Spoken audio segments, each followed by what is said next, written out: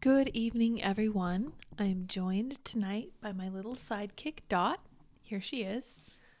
She has a yellow collar because we wanted her to be black and yellow, which is the anarchist/libertarian flag. That's her dad's favorite set of colors. She's going to join me in podcasting here if I let her. She's probably going to sleep here on the desk with me while I talk.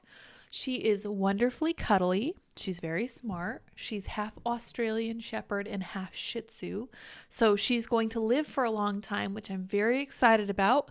And I think her eyes are going to be blue. It's going to be awesome. I know you really can't see her eyes in a lot of her pictures, but she has really neat eyes. And I think she's going to be really pretty when she gets bigger. Her fur is kind of long and curly like a teddy bear. She likes peanut butter, we discovered today. Here she is trying to eat my microphone. Don't do that.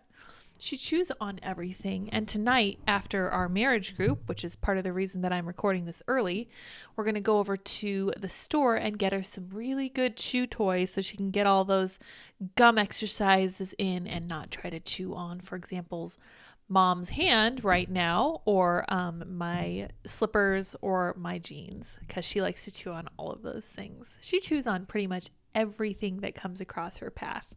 After she licks it to make sure it's good, and then she chews it to see if it's good. And then my finger is apparently just the right size for her little jaws to close on, because she's only like somewhere between 6 and 8 weeks old. She's about 7 weeks old, and she is literally like this big. She's so cute. And the way she stands like a fighter. She stands with her legs apart a little bit, and she loves to prance and dance, and she is a delight. If you guys would like to follow her and Dip's adventures, go over to The Lighter Dips on Instagram. That's LEITERDIPS. Not really pushing that for any reason. I just have a lot of fun posting the pet pictures that I don't put on Twitter or my personal Instagram, which has now very much become a meme page because I live in the political sphere. So to kind of get into the news today, I wanted to touch on the latest news about Ilhan Omar and AOC and Rashida Tlaib, and all of the insane drama coming from Ilhan Omar being removed from her committees for her incredibly anti-Semitic comments. And she didn't just make one comment, like Marjorie Taylor Greene made some weird comment about Jewish space lasers at some point in the last year and a half, and everyone was like, that's kind of weird. And then if I recall correctly, she did end up apologizing for it. And she's like, well, I didn't really say what I meant to say or whatever. Ilhan Omar has been saying that, for example, Jews control money, the entire financial system, very, very anti-Semitic tropes. And her main defense against criticism of her is that she's stupid, which is the most insane defense I think I've ever heard. Like, you can say things like, oh, no, that's what I really think. Or you can say things like, oh, I have no idea what I was talking about. But it really just comes across as her being like, I'm dumb. And you know she's not if you listen to her talk. She's whip smart. She knows exactly what she's saying. So we're actually going to watch a video of AOC melting down as she's defending Ilhan Omar, whom Nolte calls an anti-Semite, which I would be inclined to agree with. So here we go. Rep. Alexandria Ocasio-Cortez, Democrat fascist. Okay, Breitbart, calm down with the editorialization. Melted down on the House floor Thursday after anti-Semitic Rep. Ilhan Omar, Democrat Jew hater, was denied a spot on the House Foreign Affairs Committee. Wow, this is really editorialized. This must be opinion. Yeah, okay. Omar's hatred of Israel and Jewish people in particular has been on permanent display the entire time she's been in the House. Omar also loathes America, so it makes little sense to have someone so full of hatred for Western civilization in general on a vital committee. Completely agree. After the vote came down along party lines, predictable, 218 to 211, to deny Omar the seat, Omar's fellow squad member, AOC, put on a hysterical performance full of volume but little truth or insight. And I have to admit that I haven't watched this myself, but the body language alone is like amazing. So let's see what she has to say. Asen says, wow, AOC really doesn't hold back here. Sorry, Dot keeps bumping my microphone. So let's listen now. Be nice for 1 minute. Thank you. Now, as As a fellow New Yorker, I think one of the things that we should talk about here is also one of the disgusting legacies after 9/11 has been the targeting and racism against Muslim Americans throughout the United States of America. And this is an extension of that legacy. Consistency, there is nothing consistent with the Republican Party's continued attack except for the racism and incitement of violence against women of color in this body. I had a member of the Republican caucus threaten my life, and you all and the Republican caucus rewarded him with one of the most prestigious committee assignments in this Congress. Don't tell me this is about consistency. Don't tell me that this is about a condemnation of anti-Semitic remarks when you have a member of the Republican caucus who has talked about Jewish space lasers and an entire amount of tropes and also elevated her to some of the highest committee assignments in this body. This is about targeting women of color in the United States of America. Don't tell me, because I didn't get a single apology. My life was threatened. Thank you. Oh my goodness. Okay, so first of all, she sounds like a spiritual preacher. One of my Twitter friends said that she's channeling the spirit of BS, I believe was how he put it. I just have to mention that Marjorie Taylor Greene was stripped of her committee places after those comments immediately by Nancy Pelosi. And then when the question of Ilhan Omar's comments came up, they made a broad denunciation of hate in general, which was exceedingly telling because it was clearly not targeted at their lady. It was targeted at hate in general, and they didn't really care what she did as long as she was a vote in their favor. Now, what AOC has just alleged here is really kind of disgusting because Ilhan Omar was one of three people who were removed from their committee positions, and all three of them I agree with incredibly strongly. Adam Schiff, a known leaker to the press who pretty much just set up a CNN tent outside his office during the Russiagate scandal. Eric Swalwell, who actually slept with a foreign national, someone who is diametrically opposed to American values, a Chinese spy, actual spy, and then Ilhan Omar, who's so incredibly anti-Semitic. It's just really gross. I wouldn't like for anyone in any position like this to be saying any kind of stuff like this about any group of people, Black people, white people, Greek people, doesn't matter. I wouldn't want anyone in a position of power to be saying this kind of thing. And I really don't understand why the Democrats don't see it, but I think that they do. I really do think that they know exactly why people are coming after her, and they're unwilling to let her go down to it because they don't think that they will be able to attain their woman of color demographic and keep them voting for Democrats if they don't have these spicy ladies, which I think is out and out nonsense because most ladies of color, from what I understand, are first of all based in a religious faith. So they're practicing a religion, which means that they're not going to be given to these kinds of crazy far left ideologies.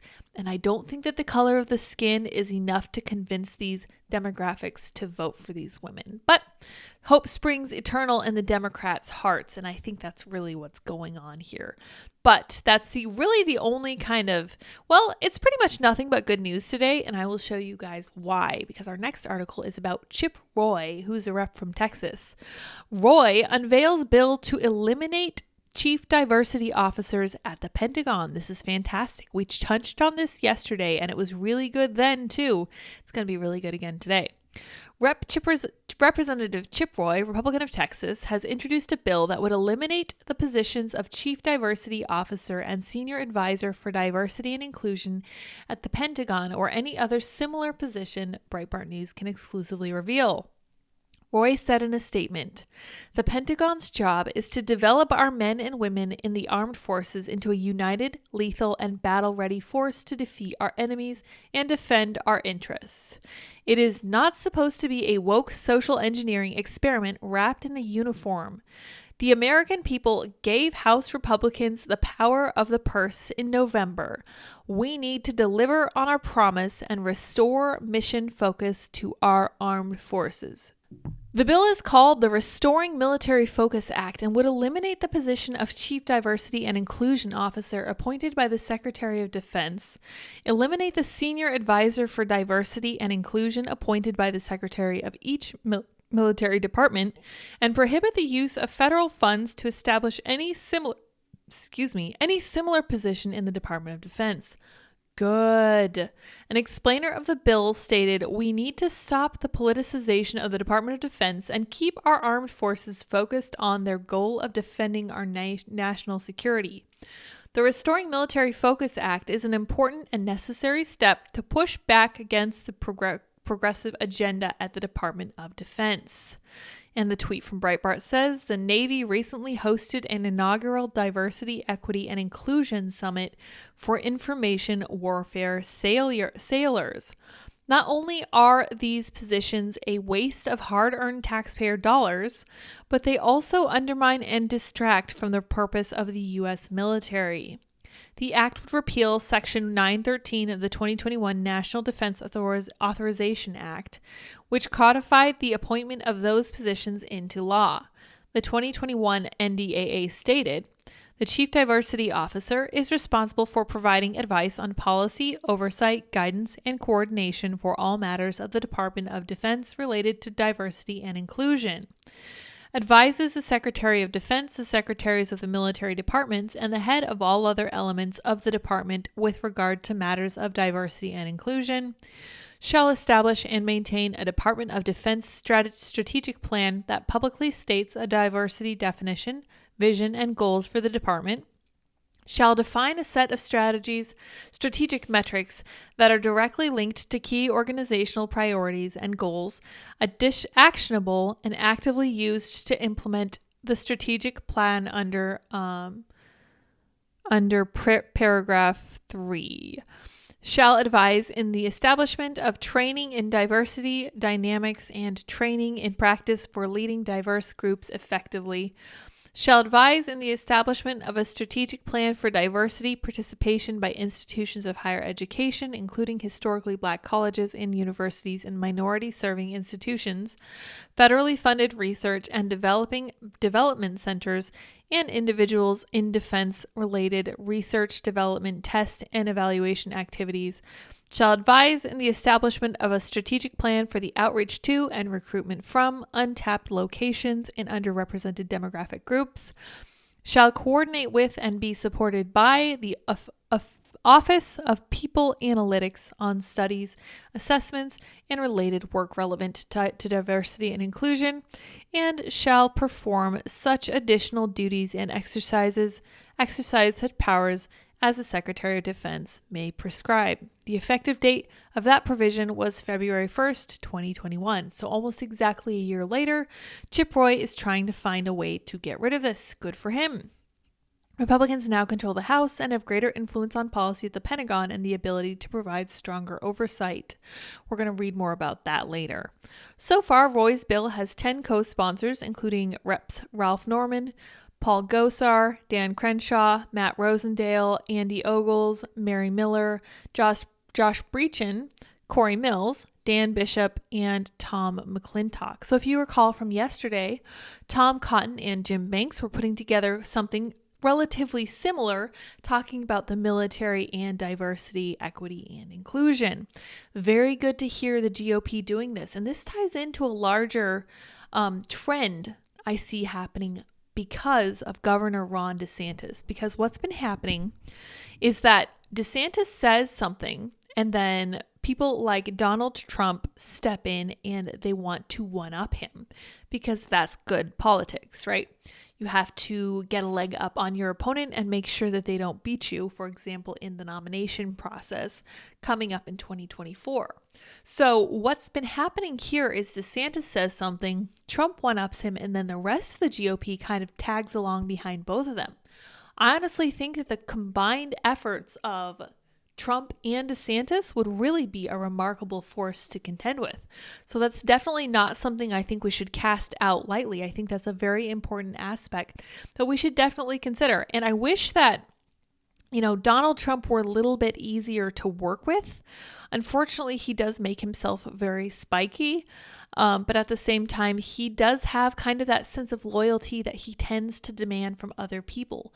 Now, when he demands it from other people, I tend to view it as a kind of mafia don type strategy and kind of pushing against people's natural inclinations and trying to get them to do what he wants them to do, which I don't view as the best strategy. It doesn't look correct and proper. It looks very swampy, honestly, because a lot of Washington politicians have the exact same issue where they are drawn in by a lot of this loyalty stuff, and then they feel like they can't disentangle themselves because they're indebted to certain groups and causes. And I really don't like the idea of Trump getting into that going forward. But I'm afraid that's just kind of part of his personality, unfortunately, and probably something we're going to have to work with for as long as he's in politics. But let's look at this. This is kind of an interesting article from Breitbart that I didn't really have a chance to get into when I was reading earlier this afternoon. Exclusive. Conservatives to use the levers of government dismantle permanent DC in 2025. So I hope you guys will bear with me. My reading is a little more labored today because I can't find my glasses right now, which means my vision is not as good as it usually is. The tide appears to be turning in the conservative movement, and the hunger to finally go on offense might well be answered with a Republican president in 2025. That's very optimistic. Hopefully they're correct. Institutional barriers have been built by the administrative state for decades, safeguarding the permanency of bureaucratic power against the goals of any elected president, but conservative ones in particular. While Republicans have historically been a party of small government, as Spencer Chrétien, Associate Director of the Heritage Foundation's 2025 Presidential Transition Project, told Breitbart News, one thing conservatives need to wrap their heads around is the fact that we need to use the levers of government and not just get the government out of the way. Chrétien, I have no idea how to pronounce that, and the Heritage Foundation are working in a coalition of conservative groups to ensure unitive and effective governance if a Republican president takes over the White House in 2025. That's great. I love the idea of an organization like this. It's going to be operating outside of the political scope that's actually focused on making the whole process easier, smoother, and less partisan. We are there in government, hopefully in 2025, to dismantle the administrative state, he said.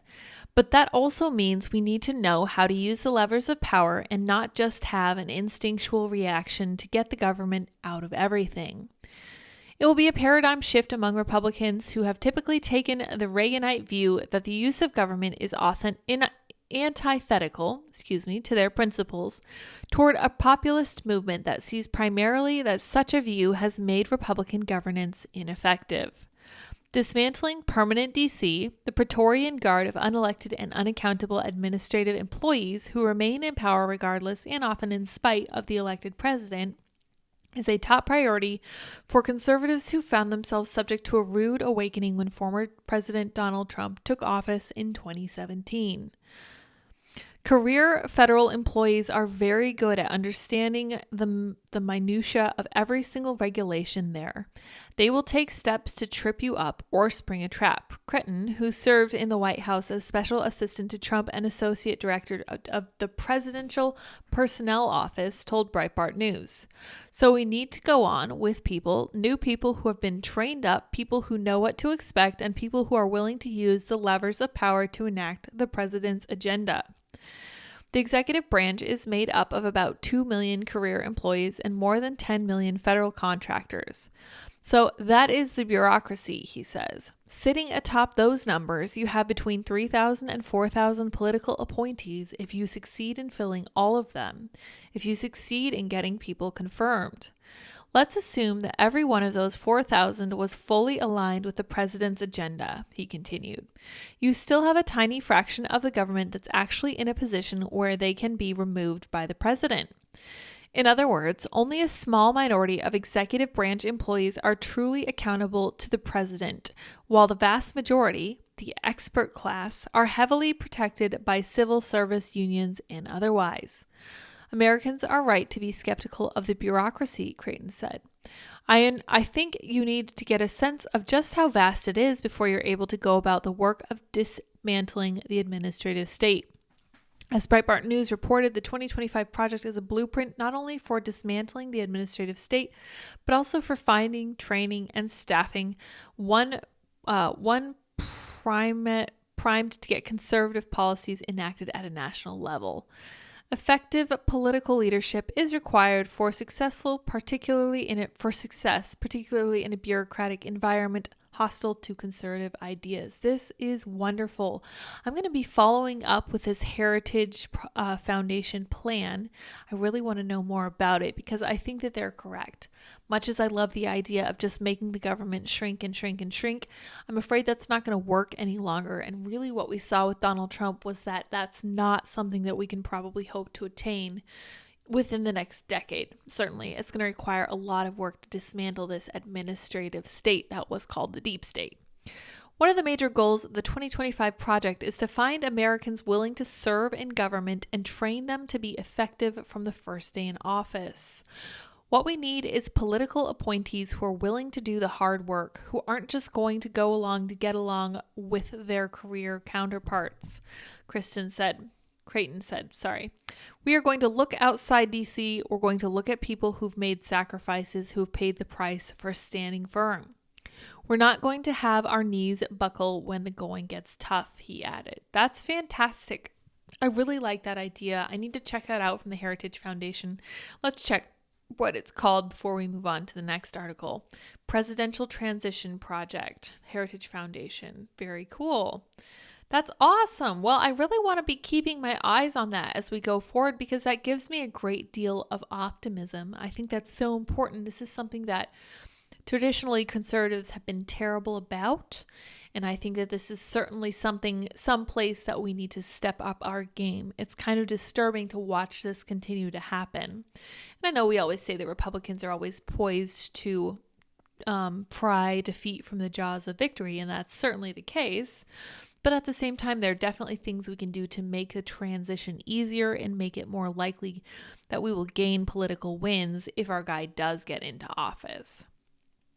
So let's see this next article. This is a very interesting case. Republican Weaponization of Government panel threatens to subpoena members of the Biden administration and expose the targeting of parents at school board meetings. So the next article we have before we wrap is something relatively similar related to some of this same corruption. And I really feel like the 2021 bill that we just read about, the diversity, equity, and inclusion in the Pentagon, is so clearly and directly linked to the Biden administration. It's honestly kind of gross how clear and how easy it is to see their fingerprints all over that. It's really unsettling, but it's par for the course. It's exactly what you would expect. So let's read a little bit about this particular committee or panel.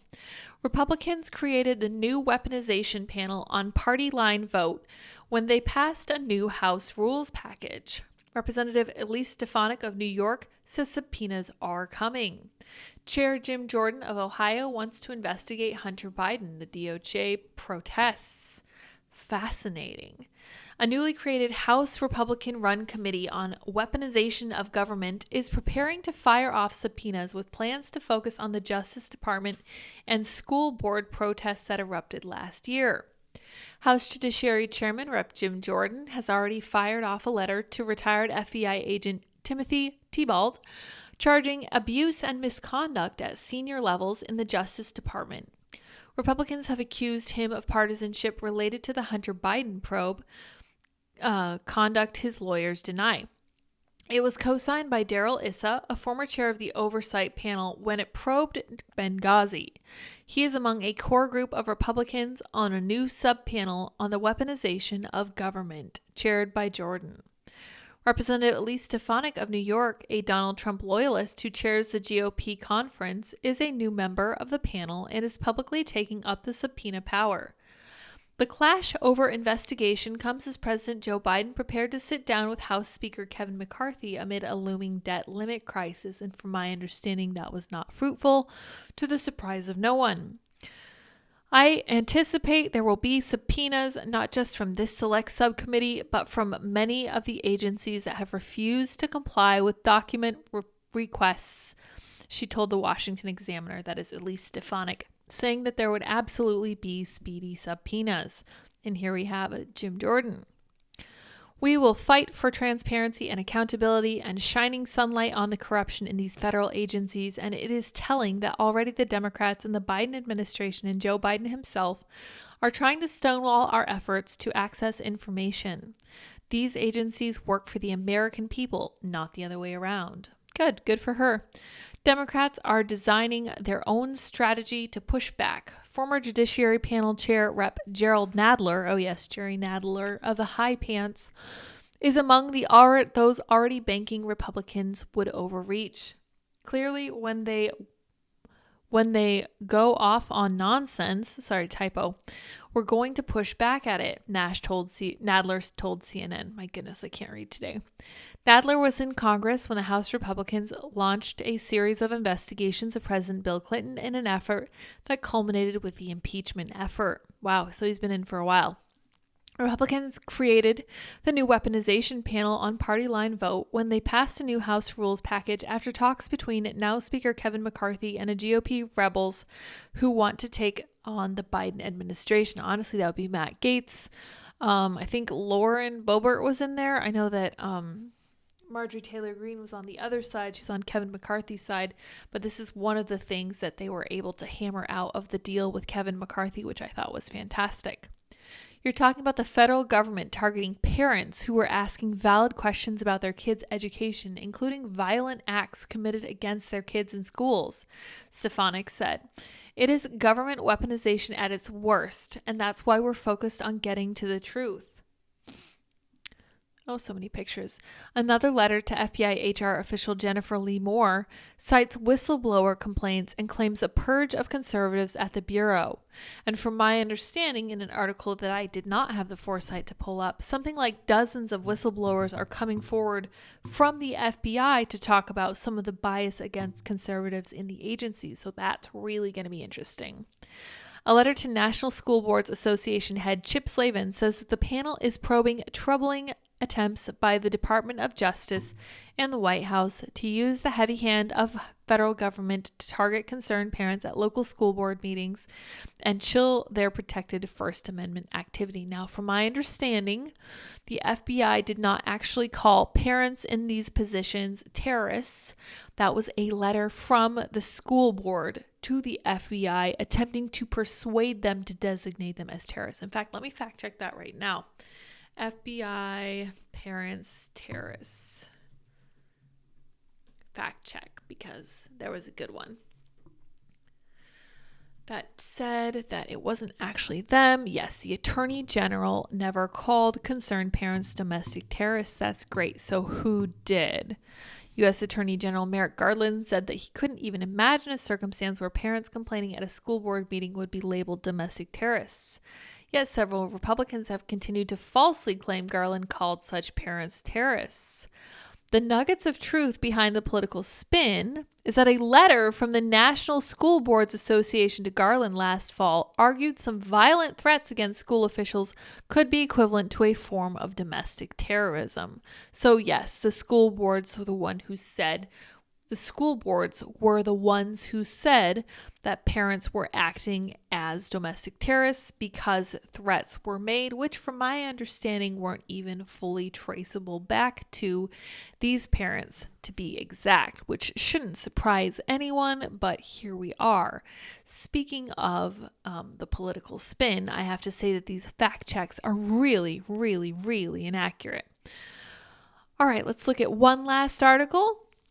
National Archives says it was ordered to keep Biden's classified documents hidden from the public. Oh, so what you're telling me is that the government has been weaponized to protect itself against the American people. That is not at all surprising. A House Oversight Committee Chairman James Comer gets to work investigating the Biden administration for its many crises and mishandlings of various issues. He's also trying to get to the bottom of President Joe Biden's mishandling of classified documents, but he keeps running into the same non-transparent Biden administration that has frustrated Americans with its lack of candor and apparent attempts to paper over the scandal. I don't know if you guys remember, but we read an article about how everybody involved with the scandal was deeply, deeply entrenched and deeply committed to hiding it until well after the midterm elections, which was exactly what we suspected when it came out that these files were discovered at the Penn Biden Center in D.C. in early November, before the midterms, but no word ever made it into the public about them until January. This week, Comer was set to hold a transcribed interview with the General Counsel of the National Archives to get more information on Biden's mishandling of sensitive information, the timeline for revelations of their existence, and other information to be able to understand what actually happened amid stonewalling attempts from the White House. But just as the rest of the Biden administration has avoided being truthful with the American people until revealing leaks to mainstream media outlets provided new details, Comer found that what seems like a cover-up by the Biden administration meant even he was unable to get the information he sought. I'm going to zoom in a little bit more. In an interview on Fox News Channel's Hannity on Wednesday night, Comer explained what happened. Right before the National Archives came in, they handed us a letter from the Department of Justice informing them and us that the General Counsel for the National Archive wasn't allowed to say anything about the Biden documents, Comer said. But we had about a 3+ hour transcribed interview with the General Counsel, and what we learned was there is a double standard here with how Donald Trump was treated versus Joe Biden. Of course, we know this. That double standard has become apparent to most Americans already.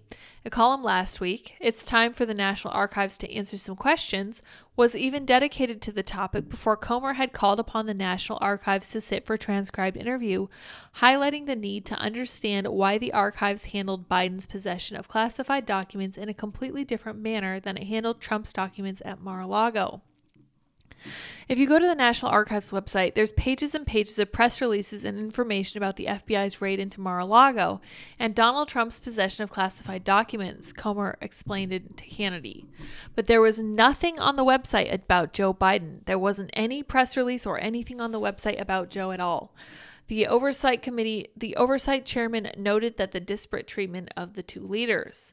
So we asked the General Counsel, why was there no press release sent to Joe Biden once it was determined that he had classified documents in his possession? Comer explained. The counsel said he did do press releases, but he was ordered and told they couldn't be published. Fascinating. Well, how about that? Sounds even more cover-uppy than before. We did ask who gave him the order, Comer continued. He said, I can't tell you that. How convenient. As Comer noted, there are only two people that could have given those orders, and that's either the Department of Justice with Attorney General Merrick Garland or the White House with Joe Biden. Interesting. So it shows right there that this Department of Justice and this White House is interfering with this and treating Donald Trump very differently than they're treating Joe Biden, Comer reiterated. But apparently the Biden administration cover-up, or at least attempt to control the release of information as much as possible, efforts that it should be noted worked for months from before the 2022 midterm elections until someone started leaking details of the scandal to mainstream outlets, didn't just come up in Comer's interview with the Archives General Counsel. We requested the same type of information on Joe Biden that my predecessor, Democrat Chairwoman Maloney, requested on Donald Trump, Comer explained, of a letter he previously sent, covered by Town Hall.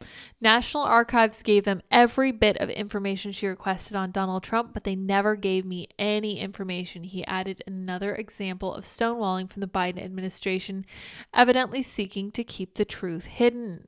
Once again, the reasoning was that the General Counsel said he'd printed all the information, he answered all of our questions, but he wasn't allowed to turn it over to us, Comer added. The only people that could prohibit him from answering our request was either the Department of Justice or the White House.